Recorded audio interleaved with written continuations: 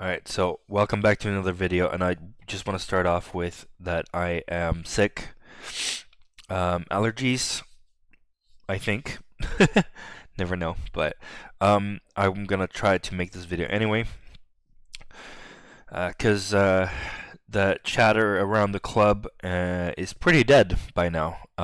We have nothing else to talk about at this point. There's no new players coming in, as far as we know. The draft, I think the draft is. Oh, that is something that I forgot.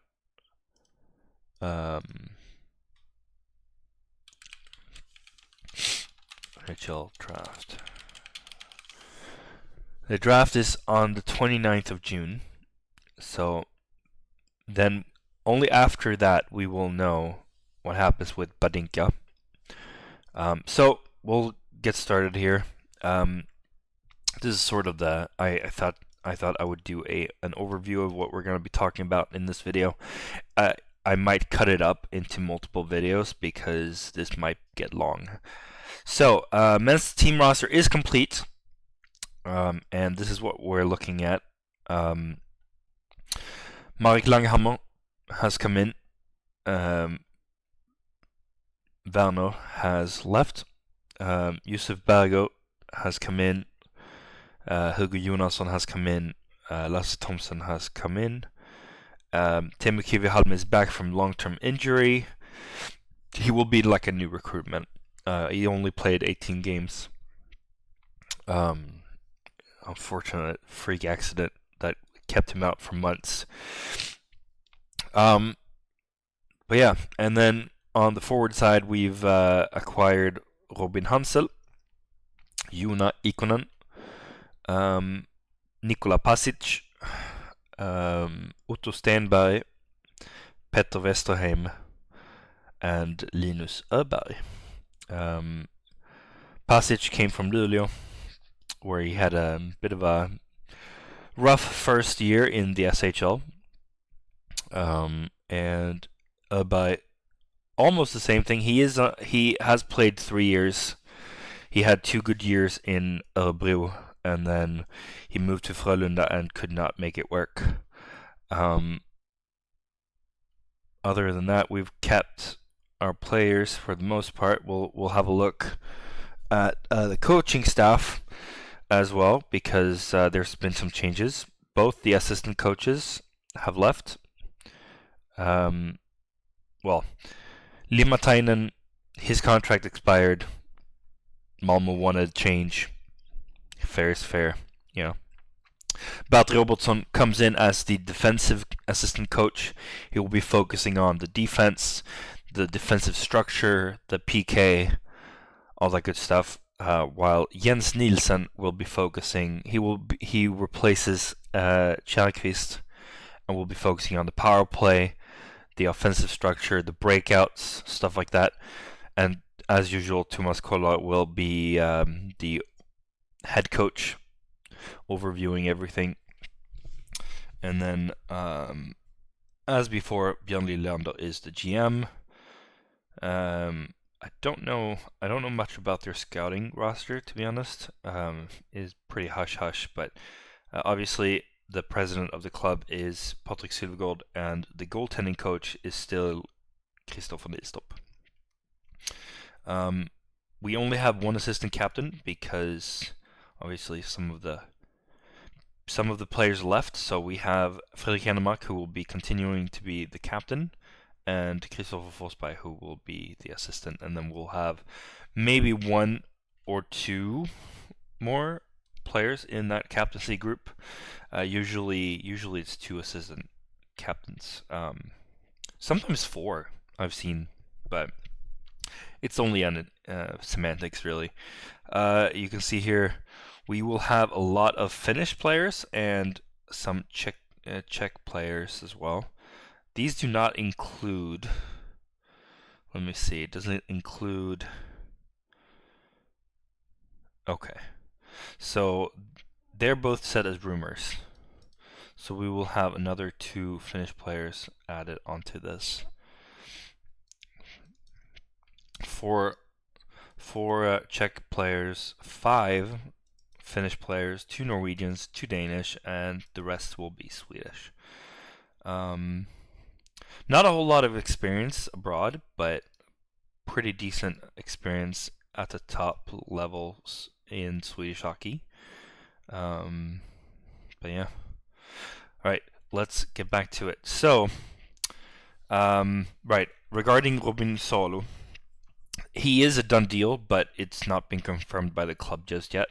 And in regards to Henrik Haapala, it will be done, but there is talk of a physical, basically a conditioning test, just to make sure that he is okay after an injury.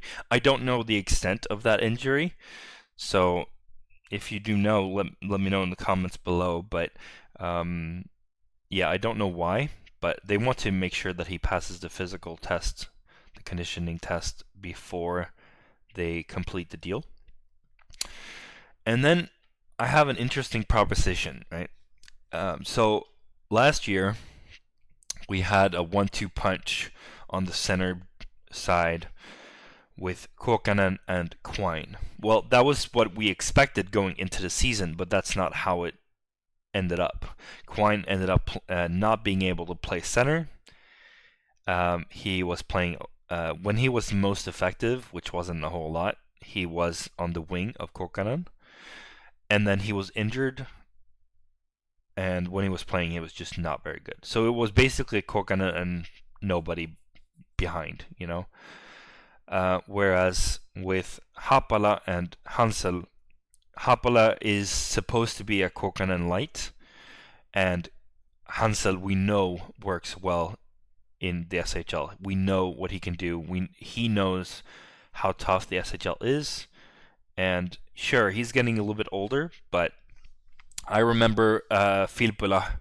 He was absolutely phenomenal. I think they signed 2 years, but it could be a 1+1 there.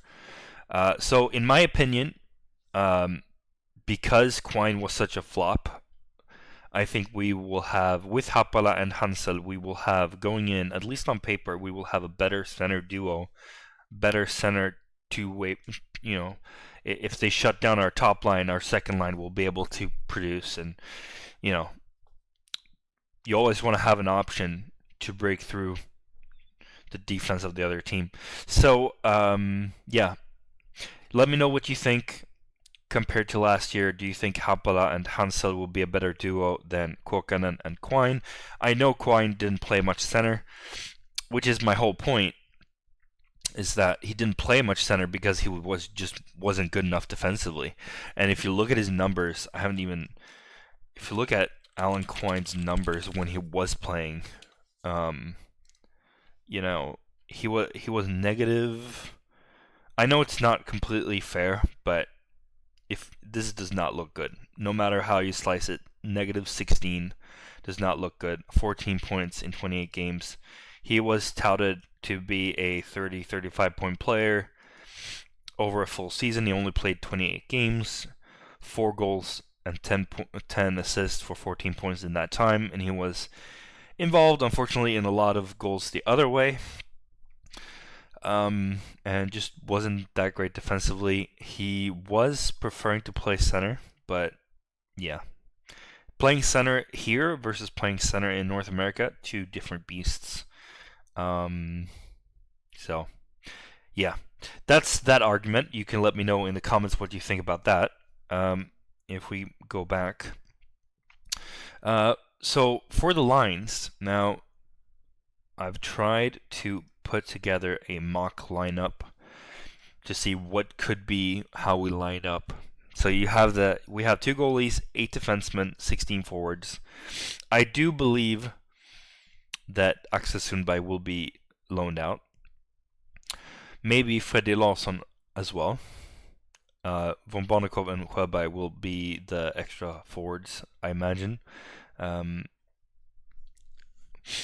On the defensive side, I would imagine that there will be more rotation. We don't know what happens with Badinka yet as well. Badinka could be playing another year in juniors, or he could be going across the Atlantic right after the draft. we'll know more about his status after the draft on June 29th.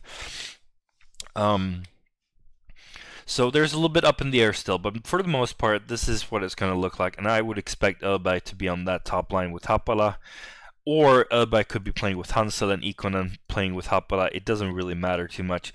We will have, in my opinion, we will have 3 half-decent lines. Like, we won't have this super first line, but we will have 3 lines that are pretty equally strong and can roll, and get that momentum going in the offensive zone. And I think with Pasic and Westerheim on the wings of Hendemark, that third line looks really, really good. And I'm not going to be putting Olofsson on the third line. I know some people like to do that. For me, he is not a middle 6, top 6 player. He works very well with Forsberg. That is his role. He's a role player. He can fill in higher up, but when everyone's healthy, he is a fourth line guy. And I will get to the points predictions later. He had a phenomenal year in points production last year because he was playing higher up, because we had so many injured players. But starting off before those injuries does happen, because they will, he's a fourth line guy for me, because what you want to find is pairings. So Hendemark, Pasic, Hansel, Elberg. Okay, we can switch those. We can switch those live right now. Elberg, it doesn't really matter too much. All 3 can be the first line for the night, Hansel, Elberg, Haapala, Ikonen, and then complementing players for the third player in each line. Thomas Berg Poulsen has been phenomenal playing with Forsberg and Olofsson. Had some insane deflection goals in front of net. Absolutely love to see that. He had a good first year, I will say. I was very impressed by Sjöberg. He didn't do much for the first half of the season, but the second half, you could see he was growing, he was developing, he was producing. Even if he wasn't producing points, he was getting closer and closer and closer to scoring and producing. And we will see how his second year turns out. I hope that he can have a good year, filling in whenever we need to. Anywhere down the lineup, possibly middle 6 or bottom 6. Fredrik Larsson, I think he will be loaned out. Same with Sundberg, but Sundberg is a right shot forward. He could sub in. He didn't score a single point when he came from Örebro, which is why I don't think that he's cut out for SHL just yet. He would need another year in Hockeyallsvenskan, get his confidence back, and then maybe we can get some development on him. As for von Bonnekow, he is a phenomenal player. Can play the wing. He can play the center position. He is very responsible defensively. He is a very, very good two-way player. He can play anywhere. He was for a while there. He was producing points with the Finns, with Kokkanen and Pajuniemi, and he was scoring every single game. So if we can find some way where he can fit in, if say Westerheim doesn't work out or Stenberg doesn't work out for some reason, maybe von Bonnekow, who is our own player, maybe he can get that development. But yeah, onto the defensive core. Largely, this is the same. And looking at Robin Salo, he is basically the same type of player, a two-way defenseman, as Adam Mulas Mattsson, who he essentially replaces as the top pairing defender, who's going to lift a lot of minutes, 20-25 minutes a game. And he produced a lot of points, actually. Let me see here. I will get another tab. Robin Salo. Last time he was here, in the SHL. He has played here before. He came from Saipa. Came to Örebro in the 1920 season. Scored 1 goal and 5 assists in 12 games. And then was loaned for the following year and scored 30 points in 51 games. And that earned him playing both in the NHL and in the AHL the following year. Same thing, or less so, the next year after that. And then this past season, he has not been as good, as you can tell, but on the SHL level, he is a star player for sure. And last but not least, Lasse Thomson. Thomson has not played in Sweden before. He played in Ilves years and years ago. He's pretty young. He's only 23. So he spent most of his senior career. He had a year in Kelowna Rockets in the Western Hockey League and the Canadian Junior Leagues, and then he went on loan to Ilves for 2 years, and then he went over to Ottawa and Belleville. I would expect him to produce around 30-35 points. We'll get into that later. Let's see. Let's go back. So, as I was saying, we just went over this coaching stuff. Now, I already went over this a little bit, so I'm not gonna go over it again for the men's team. However, the under 20 team and the under 18 team has some interesting acquisitions on the coaching side. First of all, do I have it here? Maybe. So Jens Olsson is going to be the assistant coach for the under 20 team, and we do have, if we go back a bit, Johan Björk will be the head coach, and Kim Ståhl will be the assistant coach for the under 18 team, which is very, very, it's a lot of fun to see former players who have loyalty to the club, who loves the club, come back and help younger players take that next step. So that is very, very encouraging. Let's see, goal stats and points expectations. So let's go over this. So I think Langhammer, if we look at Langhammer, do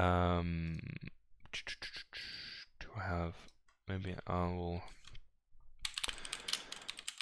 So with Langhammer, it's easy to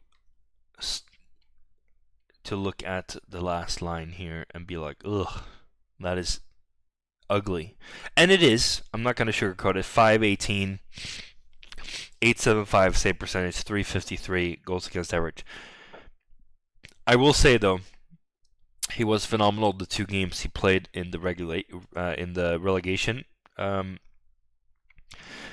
And then he had to go home. I don't remember exactly why, but it had to do with sickness in his family, illness, and he had to go back to Czechia. So it's not like he wanted to leave. Oh, actually, it was their daughter, I think. Anyway, it was family business. He needed to leave. He didn't want to leave the team, but that's unfortunately what happened.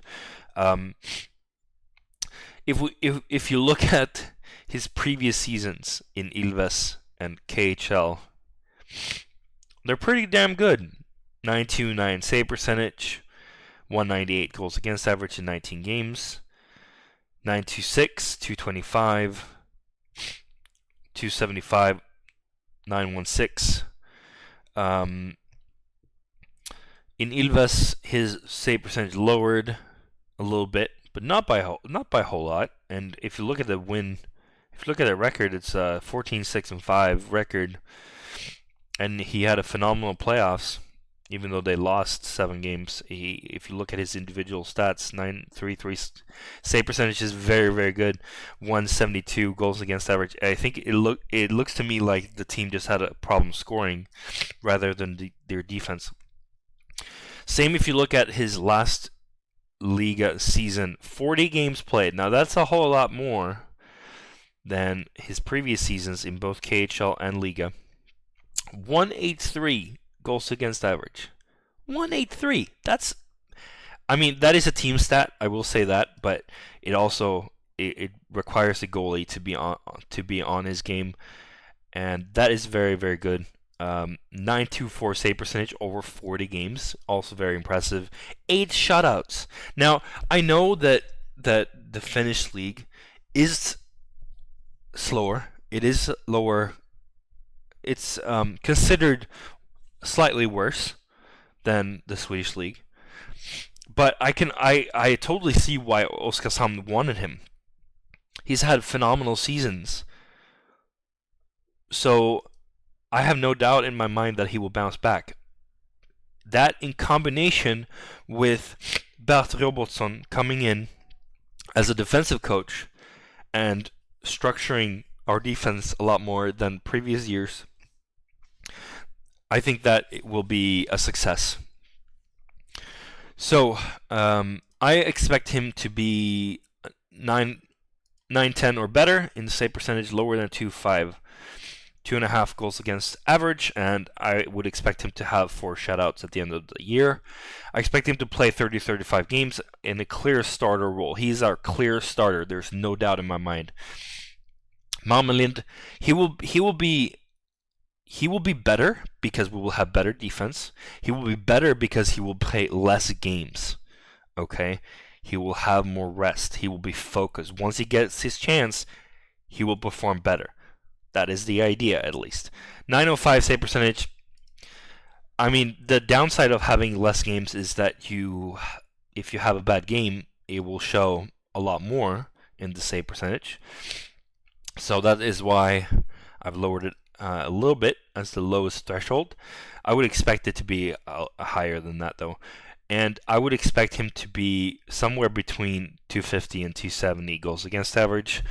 And playing around 10 to 15 games over a full season. Of course, that changes if Langhammer gets injured. He will be playing a game a week when the schedule ramps up with a Tuesday, Thursday, Saturday game scheduling. Now, for points production, Hugo Jonasson, defensive player. His game is not to produce points. So 3 points in 49 games, I don't really care too much. His job is not to produce points. His job is to be defensively sound and box out the opposition's best players. Same with Johan Everson, 8 points in 46 games. Primarily a defensive player. 8 points is actually pretty good. I know that he's trying to be more of a two-way player, but 8 points is not quite two-way. But it is decent, as his qualities lie in the defensive part of the game. Yusuf Bargo, I don't know where to put him, honestly, because I don't know what he will be producing or how many games he will be playing in the SHL this first season. We'll see. So yeah, between 0 and 10 points, I'm happy. Matthias Lassen. Now, the last 3 seasons, he's been pretty much around the 10-point mark. 12 points, 8 points, 12 points. And I would expect him to be around there again. Dominik Badinka, if he even plays for us next season, I would expect him to be around 10 to 15 points. I don't think that he will be playing a full season. If he does, because he's still very young. Thomas Berg Poulsen, 4th-line role player. He scores his 10 to 15 points from 4th line. That's fine. Same with depth guys, Vina Bombonikov and Albert Sjöberg. Christopher Forsberg has been consistently scoring 12-13 points over the last 3 years, and in the region of 10 points over the last 6 years. So he's been very consistent in this bracket. Johan Olofsson, I discussed him earlier. 23 points in 52 games, and he was predominantly a bottom 6 role. Is very, very good. I don't expect him to be anywhere near that. I expect him to be maybe 15 points, lower end of this bracket. Otto Stenberg, it's hard to judge, honestly. He had 6 points in 31 games for Frölunda. He was loaned out to BIK Karlskoga in Hockeyallsvenskan, where he scored 9 points in 9 games and 7 points in the playoffs. We'll see how much he plays. If he plays on a top line role and power play, then maybe we can expect more, but I would say maybe 15 points for him this first season. Teemu Kivihalme, he only got to play 29 games in total, and we don't really know his full capacity. I put him as RD because that's what he played this past season. He was playing on the right-hand side, even though he's a left shot. 12 points in 29 games. A long-term injury screwed his season, unfortunately. I would expect him to be around 20 points this year, playing a full season. Jakub Galvas, I don't think that 13 points in 4 to 5 games is very good. I think it's lackluster. So I do expect more from him. 23, 25 points from him is what I would expect. He is a top 4 defender. He's a top 2 pairing guy, so he is expected to contribute both offensively and defensively. So yeah, it really depends a little bit on if he's utilized on the blue line in any of the power plays or what they decide to do with him. Petter Westerheim, again, we don't know what he's capable of in the SHL, but he is a very skilled player, and I would expect around half a point a game, so 20-25 points is where he lands for me. Now, Carl Passon had his career best 32 points, 15 goals, 17 assists this past season. I would expect him to be slightly lower than that, but hey, if he has another stellar season, then who am I to complain, right? Nikola Pasic, new from Luleå, he only had 19 points, and neither the club nor him was particularly happy with that. So, one thing to note is that he had 52 points in 51 games with Södertälje the year before this past season.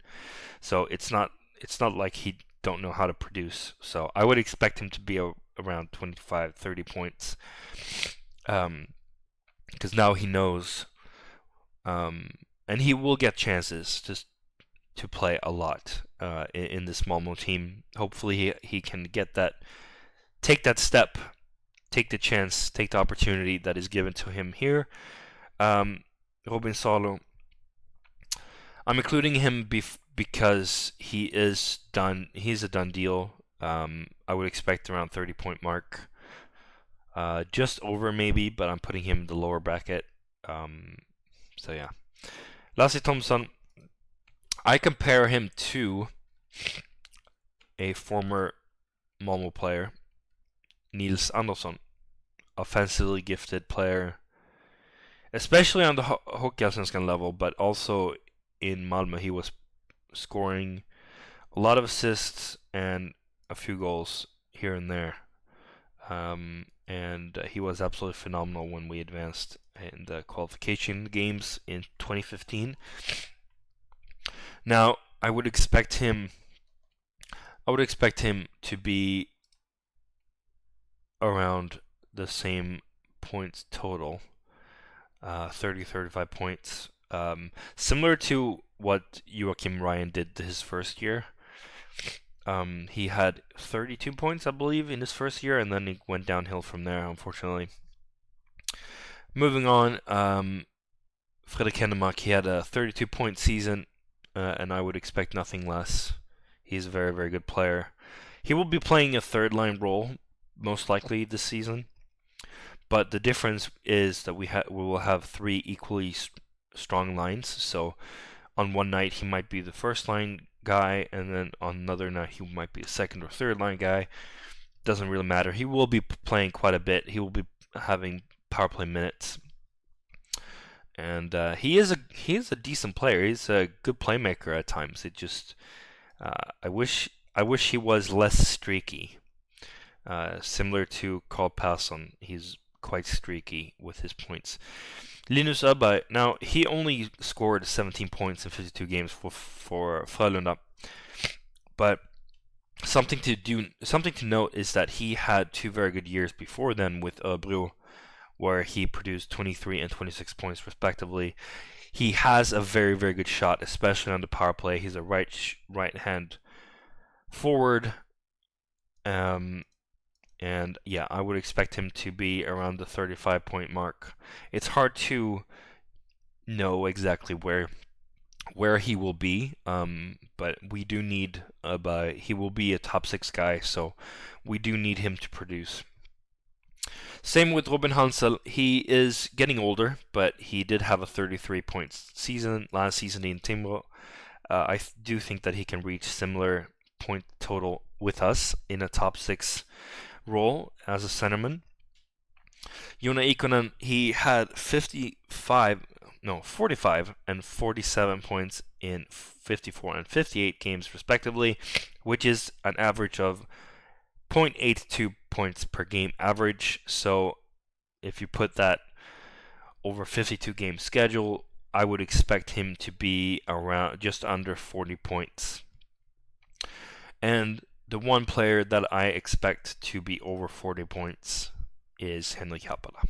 He has a lot more experience than Kokkonen. He is basically Kokkonen light. He is handpicked as a winger to play center, possibly because he's a good two-way player. Kokkonen was above expectation. He averaged over 1 point per game. I don't think that he will be doing the same. I think it will be slightly less. But 40, 43, 45 points maybe in 52 games, that is where I hope that he will be at. And this, again, like I'm writing here, this is not the first time that Liliando has handpicked a winger to play center. So hopefully that pans out. Now, we've gone through that. Let's have a look at the schedule. The schedule is out on the SHL website. And first game is home premiere against the champions of last year, Skellefteå AIK. The first derby game is away to Rögle on October 1st, and the first derby game at home is Saturday, November 16th. So that is some dates to put in your calendar, especially the home game. We need to have more Malmö fans in the arena. So we don't let them take over our home turf like we did last season. It was quite depressing, actually. All right. Hopefully you have not suffered quite just listening to me sniffle. Hopefully this brought you some overview of the roster and what is expected and what is the talking points at the moment. I will be linking highlight videos in the description by my good friend from Finland, who's doing these amazing highlight videos. I've stopped doing the highlight videos because he just does them better. I rather promote his stuff, so check them out. I will link them in the video's description.